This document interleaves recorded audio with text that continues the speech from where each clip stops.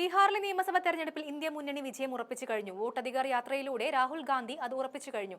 രണ്ട് ഗുണങ്ങളാണ് യാത്ര കൊണ്ട് സംഭവിച്ചത്. ഒന്ന്, ഇനി തോന്നുംപടിയുള്ള തെരഞ്ഞെടുപ്പ് നടത്തിപ്പൊന്നും ബീഹാറിൽ നടക്കില്ല. ചെയ്യുന്ന വോട്ടിനും EVM-നും എല്ലാം കണക്കുകൾ ഉണ്ടാകും. വേണ്ടി വന്നാൽ വോട്ടിംഗ് മെഷീനുകൾ തുറന്ന് പരിശോധന നടത്തുമെന്നും രാഹുൽ ഗാന്ധി വെല്ലുവിളിച്ചു കഴിഞ്ഞു.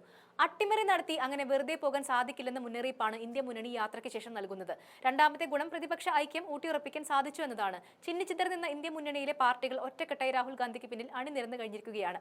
വയനാട്ടിൽ രാഹുൽ ഗാന്ധിക്കെതിരെ ലോക്സഭാ തെരഞ്ഞെടുപ്പിൽ മത്സരിച്ച CPI നേതാവ് ആനി രാജയും ഈ യാത്രയുടെ ഭാഗമായി മാറിയതും നമ്മൾ കണ്ടു. എല്ലാം കൊണ്ടും വോട്ട് അധികാർ യാത്ര ബീഹാറിൽ രാഹുൽ തരംഗത്തിനും BJPയുടെ അന്ത്യത്തിനും തുടക്കം കുറിക്കുമെന്ന ഈ ഘട്ടത്തിൽ പറയാൻ സാധിക്കും.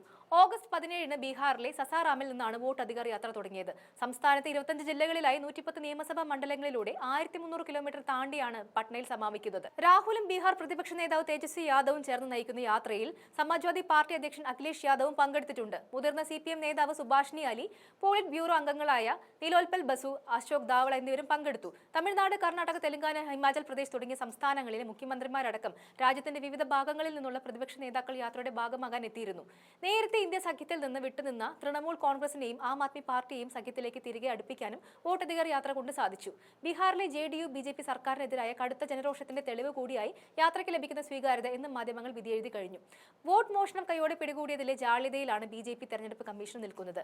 രാഹുലിന്റെ ആരോപണങ്ങൾക്ക് കമ്മീഷൻ നൽകിയ വിചിത്രമായ മറുപടി കേട്ട് പൊട്ടിച്ചിരിക്കുകയാണ് മാധ്യമങ്ങൾ ചെയ്തത്.